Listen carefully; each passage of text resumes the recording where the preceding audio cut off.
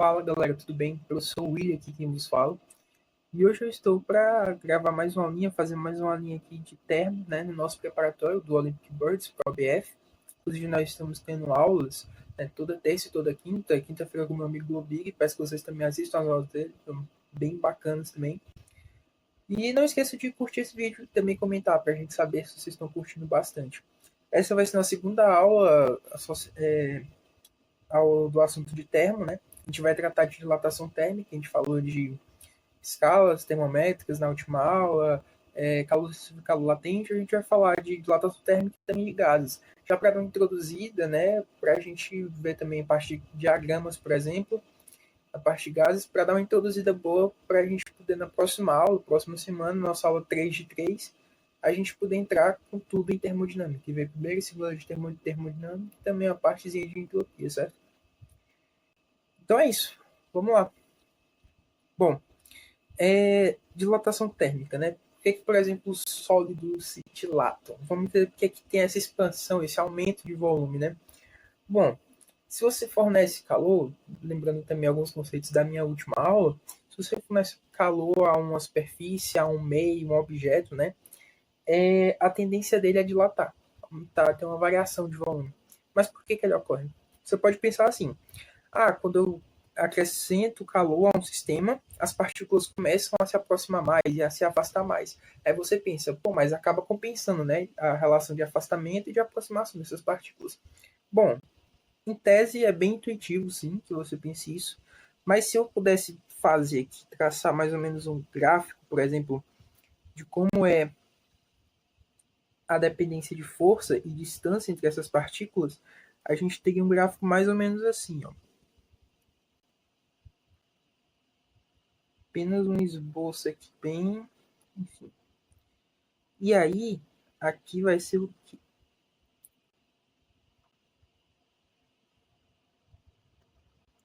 Na verdade, é mais ou menos aqui. Aqui eu vou chamar de distância de zero, e aqui a dependência D e aqui da força, tá? Ok. Essa primeira porção aqui do meu gráfico, ela é na região que a gente tem as forças de repulsão entre as partículas, certo? E aqui nessa segunda parte do meu gráfico, né, a parte que a gente tem a dependência de força negativa aqui no nosso gráfico, a gente vai ter a parte da atração.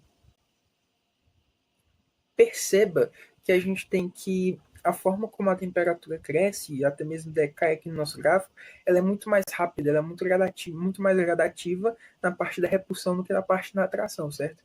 Então acaba que a repulsão ela é mais efetiva, tem um efeito maior, certo? Sobre o sistema quando a gente acrescenta calor. Então acaba que a tendência mesmo é de dilatar, por essas justificativas. Se a gente olhar para a parte uma justificativa, uma explicação molecular, certo? Olhando para o sistema como um todo. Partindo disso, desse pressuposto, a gente vai tentar entender os principais tipos de dilatação, né? Dilatação linear, superficial e também a volumétrica. Dilatação linear, a gente está trabalhando em apenas uma dimensão. Aqui, por exemplo, eu coloquei uma barrinha e essa barra está dilatando, está aumentando, tendo uma variação no seu comprimento, devido a um aumento, uma variação de temperatura, quantidade de calor que eu acrescento a esse sistema, certo? E aí, matematicamente, a forma como a gente pode expressar essa variação no comprimento, a gente vai ter que o comprimento final dessa barra vai ser o comprimento inicial, L0 aqui, né, como está ilustrado, vezes 1 mais um alfa e a variação de temperatura. Esse alfa é o coeficiente de dilatação linear, ok? Ele normalmente é da ordem de 10 a menos 4, 10 a menos 5, 10 a menos 3, enfim, é bem pequeno. E vai ser um coeficiente para determinar o quanto vai dilatar, né, a superfície. Essa barra, por exemplo. E a variação de temperatura é a temperatura final menos a temperatura inicial. Abrindo essas continhas, a gente pode também obter a variação efetiva no nosso comprimento, que a gente pode expressar como L0 vezes alfa, coeficiente de dilatação, vezes a variação de temperatura, tá? Perfeito. Para a dilatação superficial agora, para ilustrar aqui da melhor forma possível, perceba que esse comprimento aqui, no eixo Z, eu posso dizer assim, está entrando, né, aqui no caso na imagem, ele não se altera quando a gente tem a dilatação, porque a gente só está trabalhando em duas dimensões, né? Uma x, assim, pode assim dizer, e outra y. Apenas essas duas dimensões vão ter dilatação, né? Efetiva. Bom, a justificativa para a gente encontrar uma expressão matemática é basicamente a gente entender que é como se fosse um L ao quadrado, ou seja, é como se eu pegasse aquela dilatação anterior e elevasse lá ao quadrado. Então a gente teria, tipo, que o L final, pegando nossa fórmula ali mesmo de dilatação, linear, levando ao quadrado, a gente tem L ao quadrado igual a L0 ao quadrado, vezes 1 mais 2 alfa delta t mais alfa 2 delta t 2, certo? E aí esse termo é muito, muito pequeno, esse termo aqui quadrático, certo? Então a gente pode aproximar ele para zero mesmo. A gente vai convencionar fazer isso porque fica mais simples, né, de trabalhar. E aí acaba que eu tenho finalmente que o meu L, ou seja, a minha área final é igual ao meu A0 vezes 1 mais 2 alfa delta t. Esse novo coeficiente é o coeficiente de dilatação superficial. Isso aqui a gente vai chamar de 1 beta, por exemplo, certo?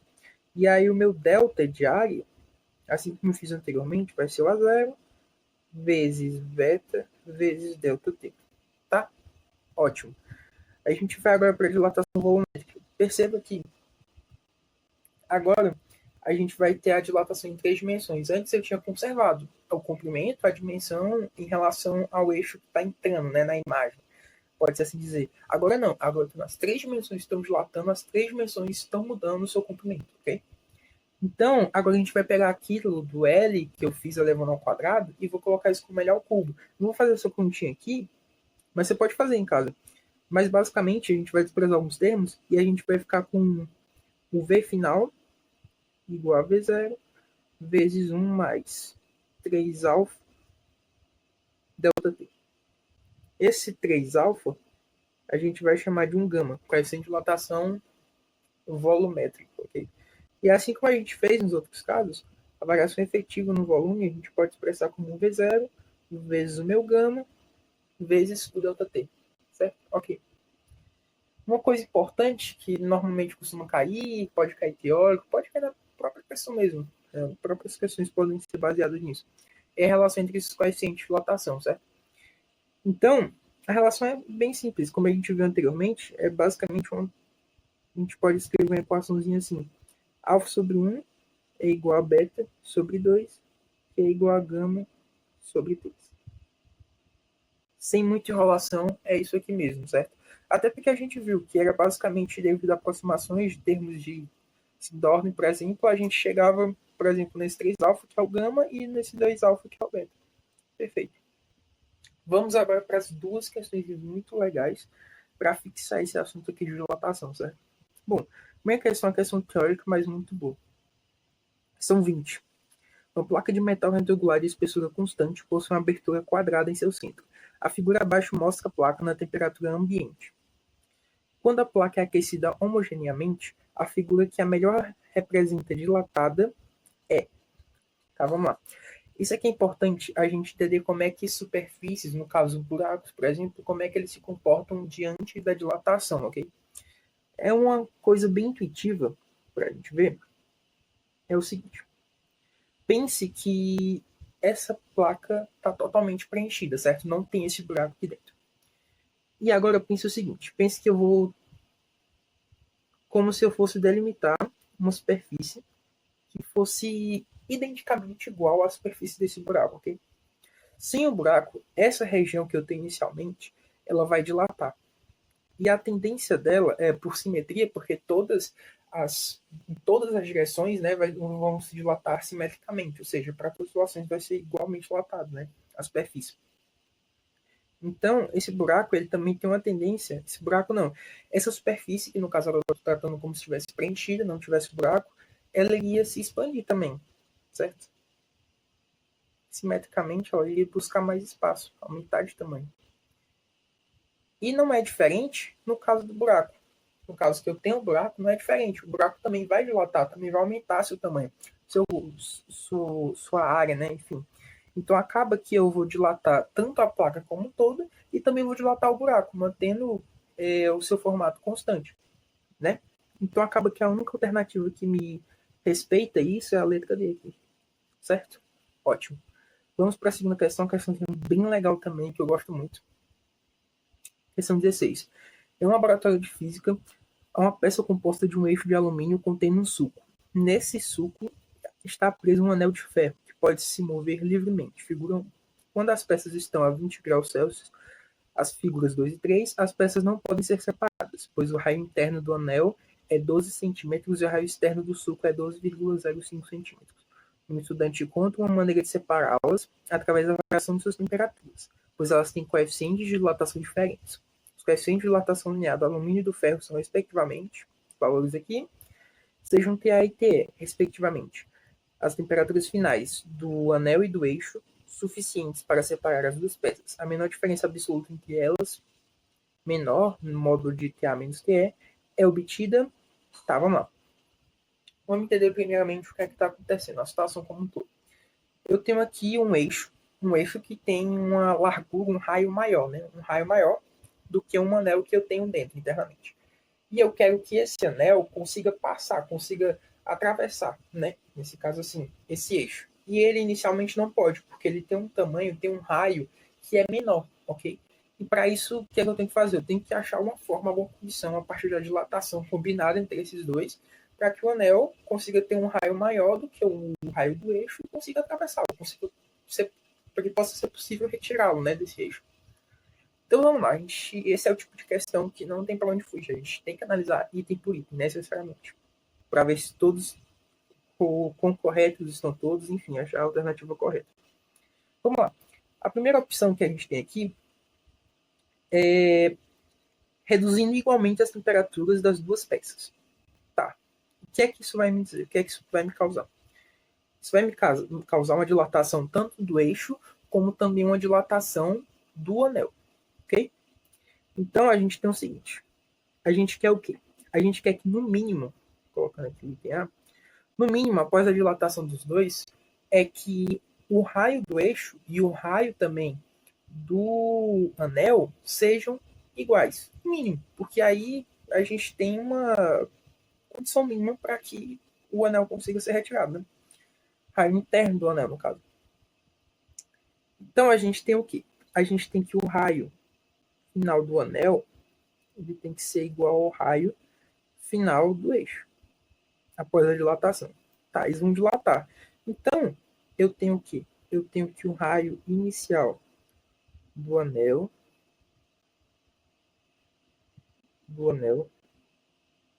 vezes 1 mais alfa do anel, ΔT, é igual ao raio inicial do eixo, vezes 1 mais alfa do eixo, ΔT. A gente vai isolar esse ΔT aqui e a gente vai chegar numa expressãozinha que a gente vai ver aqui rapidamente. Bom, continuando, a gente vai acabar chegando numa expressão aqui, tentando isolar o nosso ΔT, vai chegar nessa expressão aqui.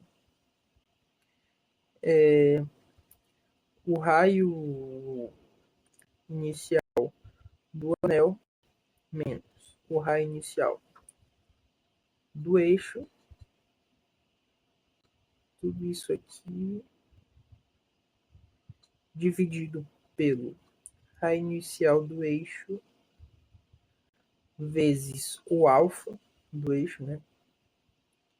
Menos o raio inicial do anel vezes o alfa do anel. E aí a gente vai substituir esses valores. Eu já fiz essa continha antes. E aí, só colocando aqui para vocês, essa variação de temperatura, ela acabou dando de menos 375,5 graus Celsius. E o que acontece? Bom, isso é impossível. Por quê? Isso é fisicamente impossível. A gente viu na nossa última aula que existe o zero absoluto. Não sei se eu me refiro exatamente a ele ou tudo mais, que é o zero Kelvin. O 0 Kelvin é a menor temperatura possível que a gente encontra na natureza. Nem encontra na natureza, é muito difícil até chegar nessa temperatura, que é o mínimo total. Não tem agitação de partículas, não tem movimento de partícula em nenhum sistema. E ele é aproximadamente, o 0 Kelvin aqui, 273 graus Celsius menos. Veja que 375,5 graus Celsius é mais de 100 graus menor do que isso. Então é fisicamente possível. É impossível isso. Então a letra A não está correta. Bom, a gente vai agora analisar aqui o item B. O item B, elevando igualmente as temperaturas das duas peças. Isso também é fisicamente possível. Por quê? Porque de início eu já tenho que o raio do eixo ele é maior do que o raio do anel. E eu tenho também que o coeficiente de dilatação linear, né, do eixo é maior do que o coeficiente de dilatação linear do anel. E no que é que isso implica? Isso implica que se eu aumento a temperatura dos dois igualmente, relativamente, nunca vai chegar a um ponto em que o comprimento do raio do anel consiga ser maior do que o do eixo. Pelo fato de que inicialmente ele já é maior, o raio do eixo, e de que o coeficiente de dilatação dele é maior. Então ele sempre vai estar à frente em comprimento do que o tamanho do raio do anel. Então a B também é falsa, acaba sendo falsa. Né? Não é possível. Bom, analisando aqui agora o item C. Bom, o item C, aquecendo apenas o anel. Certo. O comprimento que ele almeja chegar afinal é de 12,05, porque é o comprimento do raio do eixo. E ele alcançando isso, ele consegue atravessar o eixo, né?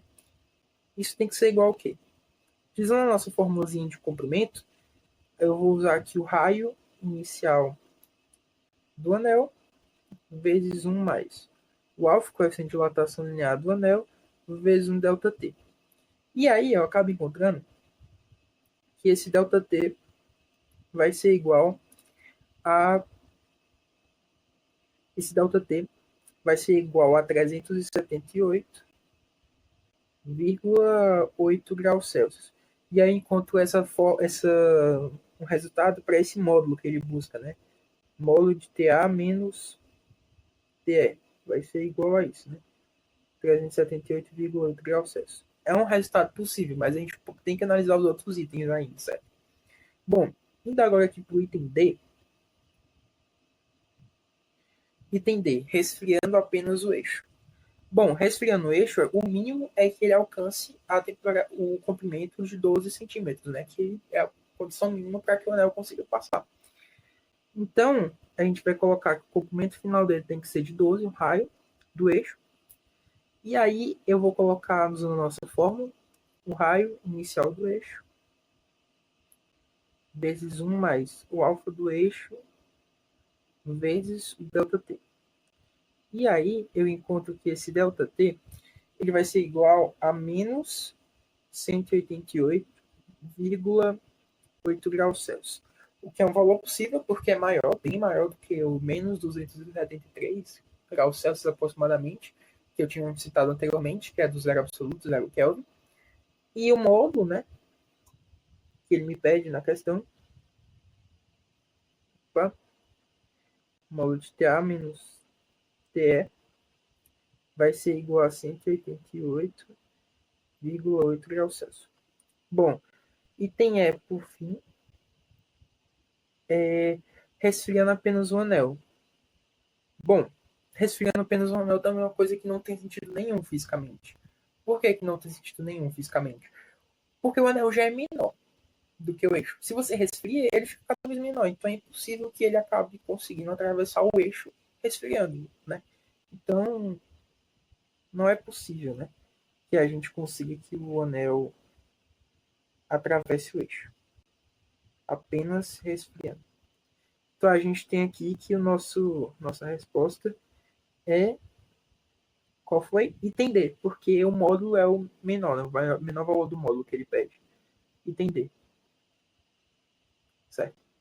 Bom, pessoal, eu acabei falando que a gente ia tratar tanto de dilatação térmica, né, no caso dos sólidos, como também de gases perfeitos nessa aula. Mas acabou que, como nós não vamos ter aula do nosso amigo Globig na quinta-feira, a gente vai dividir essa aula 2 em duas partes. E essa primeira parte vai ficar apenas com dilatação até aqui essa questãozinha que a gente acabou resolvendo. E a próxima aula vai ser a parte 2 dessa aula 2, que a gente vai tratar assim, de gases perfeitos. E a gente vai dar uma introdução bem boa para a gente poder, na próxima semana, terça-feira, conseguir iniciar e ver a parte termodinâmica, tá certo? Então é isso, pessoal. Agradeço muito pela atenção de vocês, muito obrigado. Acredito que tenha sido uma aula muito boa. Deu para revisar muito aqui a parte de dilatação, ver a parte de teoria e também fazer uma questão muito boa. E é isso, pessoal. Obrigado e até a próxima aula. Tchau, tchau.